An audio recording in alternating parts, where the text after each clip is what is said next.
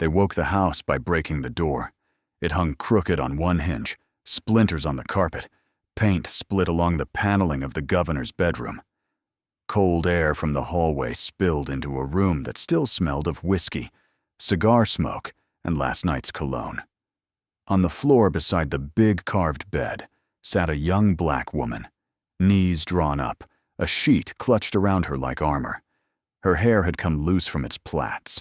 One shoulder showed above the linen, already darkening where fingers had dug in. She was shivering, though the fire in the grate had not yet died. Celia. White servants crowded the doorway, barefoot in their night clothes, faces pale in the early light. 2 guards in uniform hovered just inside, hands on holsters, as if there were some enemy here other than what they were looking at. Governor James T. Harlan stood near the foot of the bed in his shirt sleeves, collar open, waistcoat unbuttoned. His face was flushed, not from sleep. He held his head high, but his eyes went from the sheet-wrapped figure to the broken door, to the gathering crowd, with the quick, calculating look of a man checking exits. "What is the meaning of this?" Margaret Harlan's voice sliced through the murmur. She appeared in the hallway wrapped in a satin dressing gown, hair braided for the night. A maid had thrown a shawl around her shoulders, but the hand that held it trembled. She stepped into the room, took in the overturned chair, the scattered clothing on the rug, her husband, the girl. The air went out of her like someone had struck her in the chest. "For God's sake, get these people out," Harlan snapped. "This is a family matter." It ceased to be family when somebody smashed that door, one of the guards muttered, too low for him to hear. Behind them, in the half-dark of the corridor, Aunt Rosa stood with her hand on the newel post. Years of work had bent her back and thickened her fingers, but her eyes were sharp. She looked past the governor, past his wife, at the girl on the floor. Her mouth moved, forming silent words nobody there was listening for. The younger guard, Eli Turner, cleared his throat. He had been on duty outside the master's rooms. It was his shoulder that had hit the door, his boot that had sent it flying. His heart was still thudding. "Governor," he said. "Sir, I heard a cry, like—" "It was nothing," Harlan cut in. "She startled me is all. Came running in here like a mad thing." He shifted his gaze to his wife. "You know how these girls are, Margaret. Always looking for mischief." Eli stared at Celia. Her lips were cracked. There was blood along one of them, a thin line like she had bitten down hard on it. Her eyes kept sliding away from his, as if she were afraid to look straight at any white face. Margaret's voice dropped to a hiss. "Why is she in here? Why is she in your bedchamber half naked?" Celia swallowed. The sheet crumpled under her fingers. "They told me to bring water, Ma'am," she said, just above a whisper. "From the kitchen. Mr. Harlan's pitcher was empty." Her gaze darted to the bedside table, where a porcelain jug lay on its side, water slicking the wood. I came through the door. She came in while I was asleep," Harlan said over her. "I woke to find her like that. Nothing happened. It's a trick. Somebody set this up to ruin me." "Sir," Eli tried again. "I heard you shout, 'Hold still!'" The older guard elbowed him hard. "You heard a noise and acted promptly. That's all you heard, Turner." From the hall came a breathless whisper. "Sheriff's on his way." And Mr. Collins from the Gazette. Somebody ran to the barracks soon as the door went down. Harlan flinched, just a flicker. Politics, not the girl on the floor, put fear into his eyes. "We will have order," he said, voice rising. "This will not become some circus. Rosa, cover that girl properly. Margaret, please, go back to your room. I'll handle this." Rosa stepped forward, taking a blanket from the foot of the bed. Up close, she could see bruises blooming on Celia's arms, fingerprints ghosted in purple and blue. She draped the blanket around her shoulders, with all the care she had once given her own daughters, sold away long ago. "Child," she murmured so low only Celia could hear. "Do you know what you gon' say?" Celia's answer came out in fragments. "He grabbed me. I dropped the pitcher. I told him no, ma'am. I think I did. Then I don't remember." "You see?" Harlan said sharply. "She doesn't even recall. She was the one who came in here undressed. Maybe she'd been drinking. Maybe somebody put her up to this. My enemies would pay a lot of money for a scene like this." Margaret's eyes flashed. "Your enemies did not break that pitcher," she said. "Your enemies did not tear that girl's dress." Silence thickened. No one stepped to Celia's side but Rosa. From the far end of the hall came the heavy tread of boots on polished wood, voices at the front door, the jangle of a badge, the low, eager tone of a newspaperman who smells blood around a story. Eli edged toward the window. One shutter hung open, swinging slightly though the morning air was still. A scrap of white cotton lay on the sill, caught on a nail, fluttering. Rosa's eyes followed his. "I seen this room before," she breathed, the words almost lost in the clatter from downstairs. "Door broke, white man sweatin', little black gal on the floor. Only last time, they carried her out feet first." She laid a hand on Celia's head as footsteps climbed the stairs. "Maybe this time," she whispered. "It ain't just the girl they gon' drag out through these doors." The sheriff's silhouette filled the threshold. Behind him, a man with an ink-stained cuff pulled out a notebook. The first time Celia climbed the marble steps of the future governor's house, her hand still smelled of lye and river mud. She was 15 then, small for her age, shoes borrowed from an older cousin, dress too tight across the shoulders. The war had been over barely a year. Little Rock was full of men with empty sleeves and women with empty eyes. The Freedmen's Bureau agent had called it placement. To Celia's mother, it sounded like a reprieve from hunger. "You mind they floors, they plates. You come home with pay," she'd said, palms on Celia's cheeks. "A roof ain't freedom, but it ain't the field neither." She had been born on Maple Hollow Plantation, out in Jefferson County, when chains were still legal and her name on paper belonged to another man. She remembered the auction block more than her father's face, remembered her mother's sudden laugh when soldiers in blue rode up and read words none of them could quite believe. Freedom had not brought land or safety. It had brought a long road and a small chance at wages. The house on the hill was the biggest place she had ever seen. Chandeliers like upside-down trees, carpets soft as moss, polished banisters you could see your face in. The white ladies from the north who helped place her there spoke of opportunity, refinement, respectable service. Celia watched the way white men looked at women and filed that word away with caution. Aunt Rosa met her in the back hall, where the smell of frying fat and starch drowned out cigar smoke. "You shadow me," she said, tying an apron round Celia's waist. "Do what I say, not what folks upstairs say, less I tell you different. You learn the house before the house learns you." Work was endless but predictable. Sweeping, hauling coal, polishing glass, pinning up Margaret Harlan's hair, lacing dresses, unbuttoning boots. At night, Celia's shoulders ached in a way she understood. That kind of pain felt honest. One evening, as she scrubbed a chamber pot in the backyard, a sharp ring sounded from somewhere above. "That there's the bell to the sleeping rooms," Rosa said, not looking up from her ironing. "If it chatter after dark and Miss Margaret gone out, you send me. You hear? You don't go up them last steps alone." "Why?" Celia asked. Rosa's jaw tightened. "'Cause some doors open one way for us and don't shut back right," she said. "You just mind me." Weeks later, Celia found an old uniform folded in a trunk on the attic landing, yellowed with age, but carefully kept. Small stitches marked the lining. LJ. In the same trunk lay a torn scrap of newsprint, brittle as dried leaves. She sounded out the headline under her breath, tracing the letters. Colored maid. Falls from window. Prominent attorney's home.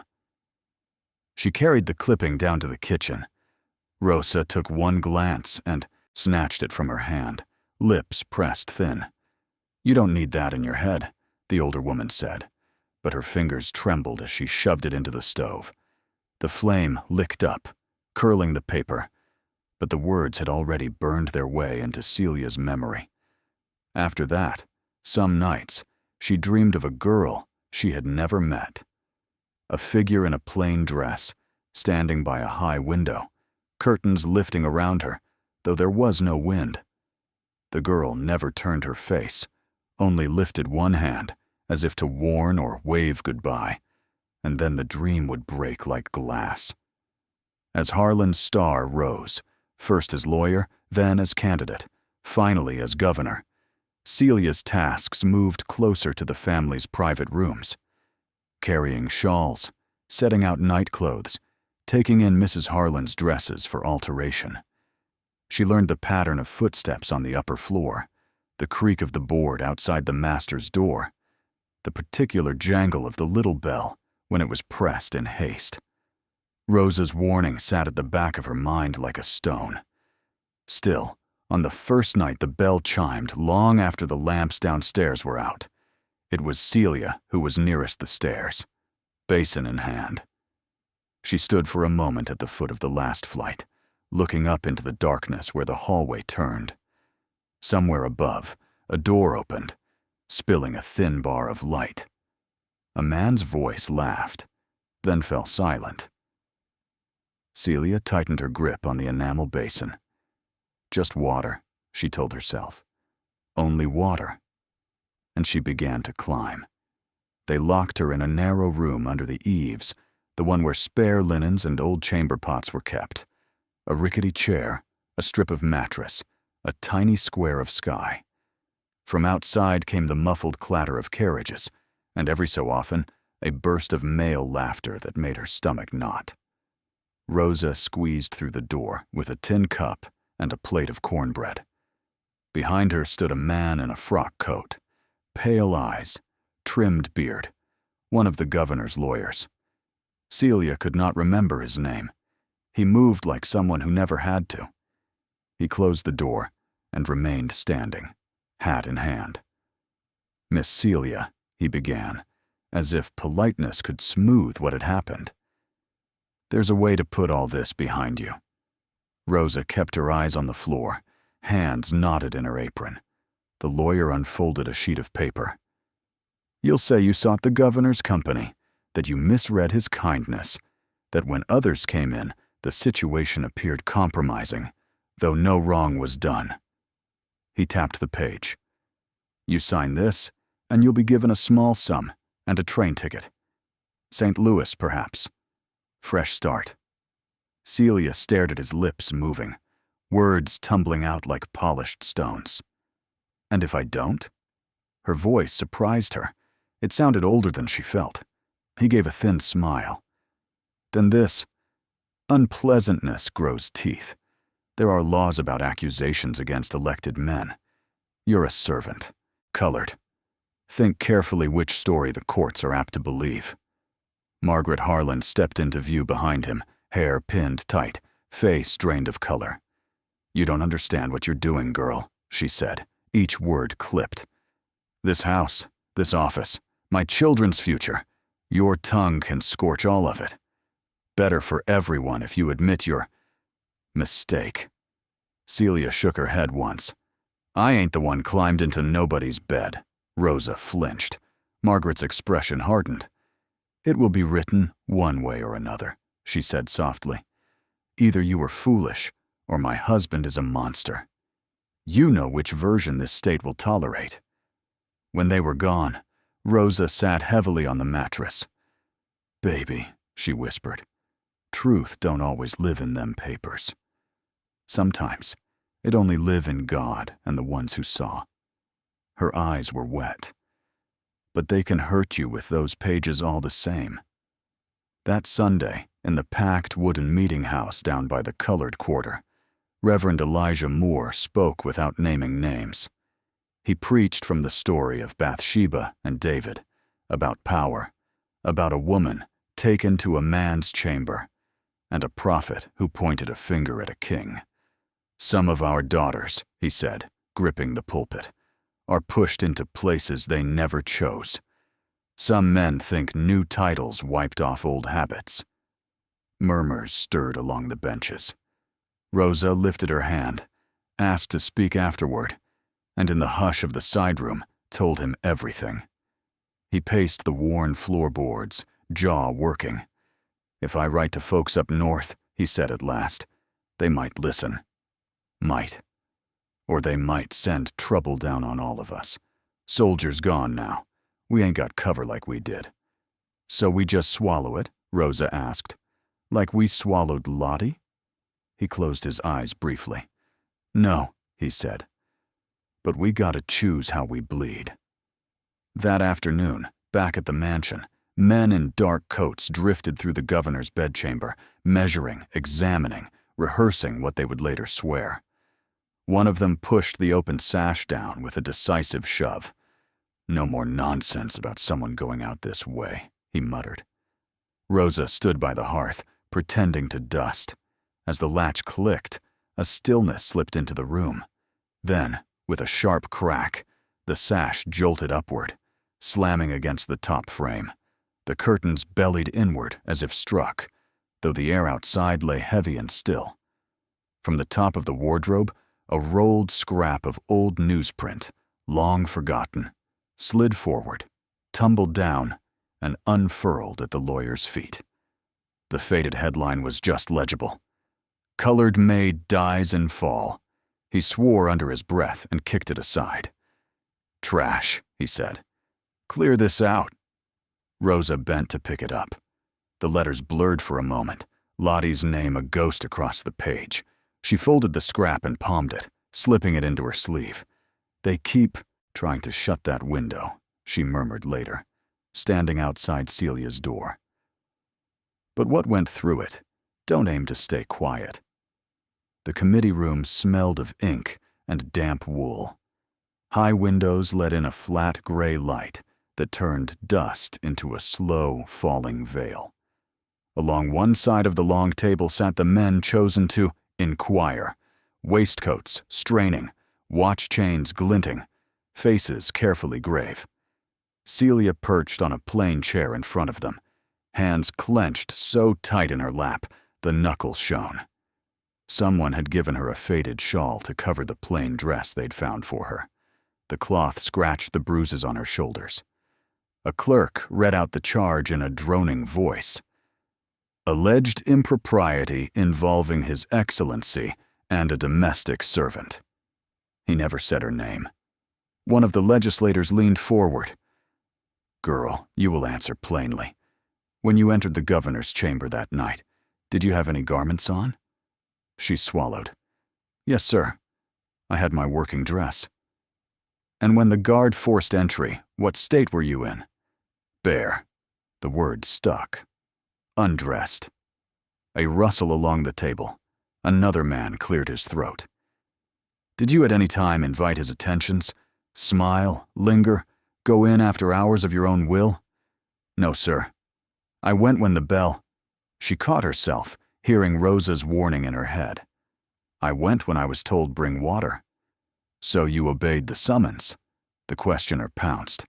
"You stepped over that threshold of your own feet." Her cheeks burned. "I ain't never asked to be touched." The room tightened. A senior member frowned. "Watch your language. We are gentlemen here." They sent her back to a bench near the wall. Now Eli Turner stood where she had been, hat twisting in his fingers. "You were on duty?" the chairman asked. "Yes, sir." "You heard cries?" "A sound, like somebody trying to call through a hand. Then a crash. I ran in. Governor was—" Eli hesitated. The governor sat at the far end of the room, jaw clenched, gaze hard on him. "Shirt undone," Eli finished quietly. "Miss Celia wasn't moving. The window was open. There was clothing on the sill and outside in the shrubs. One of the older men gave a short, skeptical laugh. In the dark, after whiskey, a man can imagine quite a show.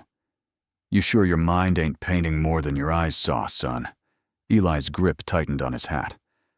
I know the difference between a feint and a game, sir. A lawyer leaned close and murmured to the chairman. The chairman's voice cooled. That will do. You may go. Remember, your position depends on your judgment, Mr. Turner. Later, while the room was being cleared, a messenger brought in an envelope with a northern postmark. The clerk slid it, skimmed the contents, and passed it down the line. The letter bore the firm hand of Reverend Jonathan Pike, who wrote that colored women from the governor's household had sought counsel from him months before, speaking of unwelcome hands and late-night summons. He stated that, should the matter be buried, he would consider it his duty to inform brethren in Boston and New York. The men around the table did not like the North prying into their affairs. One of the Democrats muttered, "Damn fool preacher wants headlines." The lone Republican on the committee tapped the paper. "Headlines are coming regardless," he said. "Better. They say Arkansas cleans its own stable than that Washington has to send someone with a shovel." When the last witness left, the door shut with a solid thud. Voices dropped. "We can't hang a man on the word of a Negro girl and a jumpy guard," one protested. "Tomorrow, every scalawag in the state will trot out some servant with a story." "And if we do nothing," the Republican replied, "we tell every fellow in office he's got free license in his back rooms. Papers already sniffing. You want this blown up in New York? You want federal men sniffing around Reconstruction funds again?" Silence. The chairman stared at the blotter before him, then at the governor's empty chair. "We say the evidence is inconclusive," he decided slowly. "We say his conduct fell short of what we expect from this high office.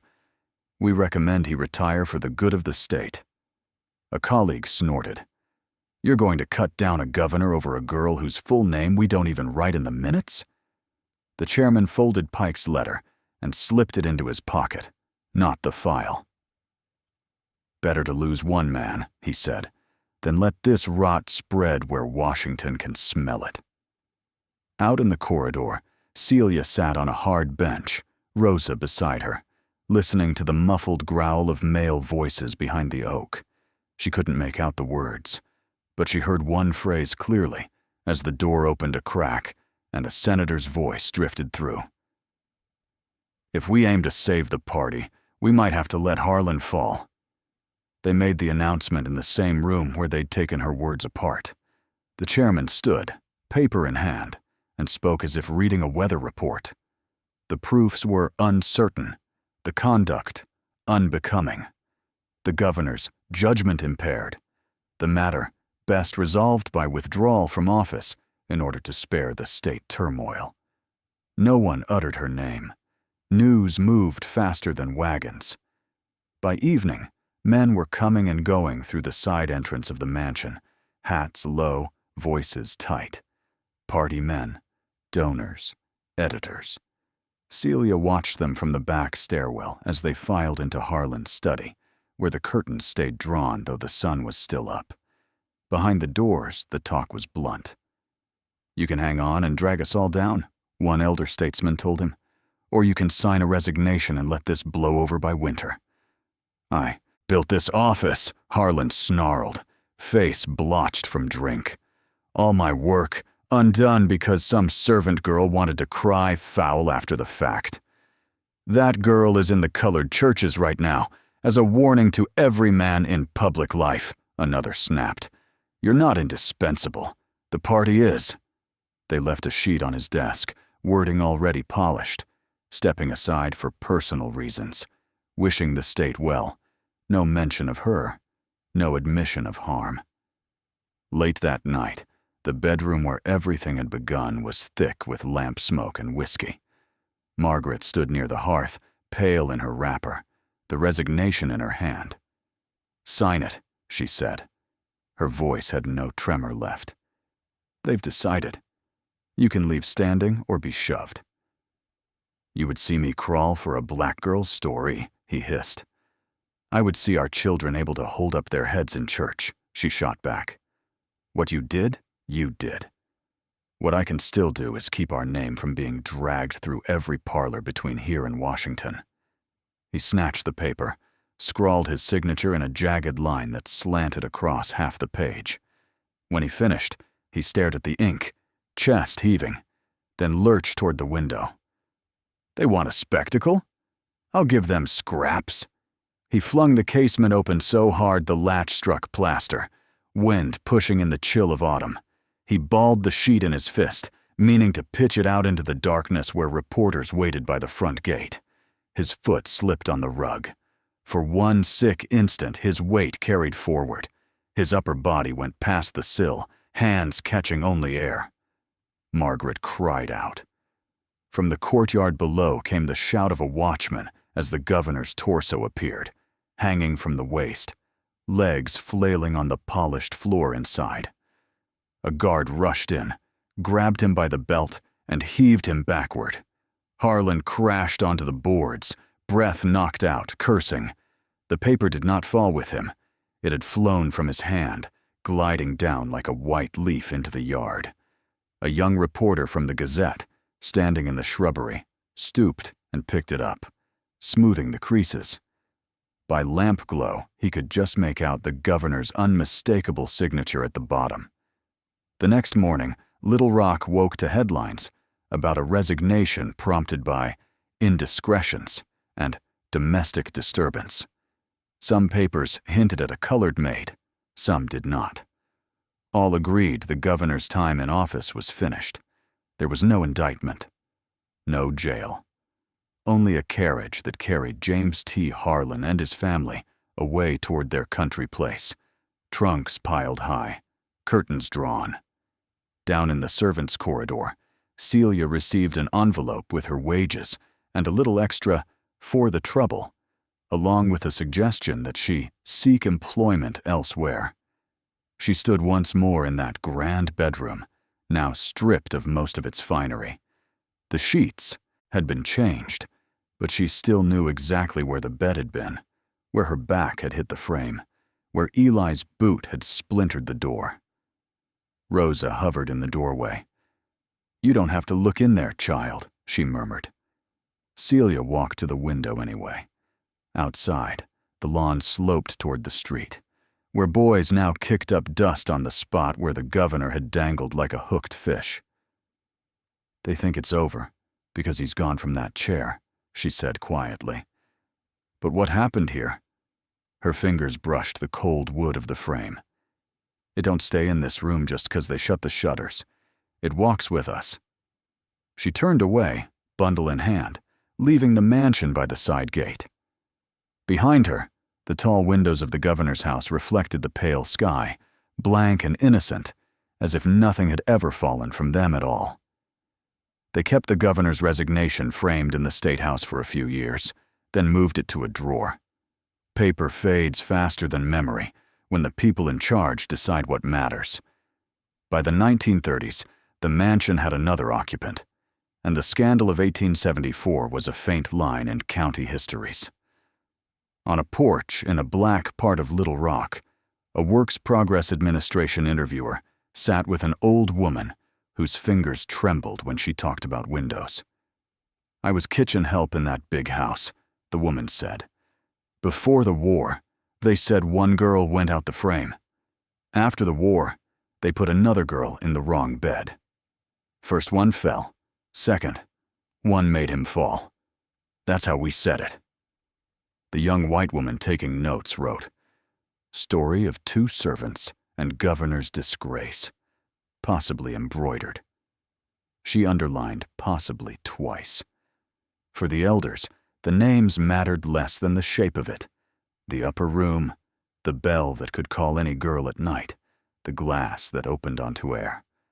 Mothers repeated it to daughters. Stay clear of doors where you are not mistress. Never answer a signal alone. 30 years later, 2 college students, one black, one white, roll newsprint across a microfilm machine, searching for Reconstruction stories. The Gazette headline appears, the one about domestic disturbance and servant rumors. They follow columns that track James T. Harlan's rise and fall, speeches, elections, the sudden retirement. Celia is reduced to 2 words: colored maid. Strange she doesn't get a last name, the black student says. Strange she vanishes after that, the other answers. They check ledgers, court lists, marriage books. Nothing. It is as if she drained away into the folds of the file. Only in the record of a small colored church by the river do they find a line from 1875. Sister Celia gone north, trusting God who saved her from a great plunge. No surname, just that hope between births and burials. In our time, a researcher sits under the same dome where the committee once met. Lights buzz over a table of photocopies. Here is the report, careful not to accuse. Here is Margaret Harlan's letter about family sorrow. Here, again, the phrase colored servant, as if that were all a life could be. He posts his notes online. Weeks later, an email arrives from a woman in St. Louis. Her great-grandmother, also named Celia, had come from Arkansas and never told why she left. But she had a rule, passed through the women. In our house, the girls don't stand too near upstairs windows. That's where trouble starts for people like us. Maybe it is the same, Celia, maybe not. The records stay vague on purpose. What is clear is this: the archive kept the governor's title and let the girl's name slip. The porches and pews and kitchen tables did the opposite. Somewhere, in another bundle of clippings, there is a line that reads, "Resigned amid allegation involving a servant. Different man, different year." The window is always in the story,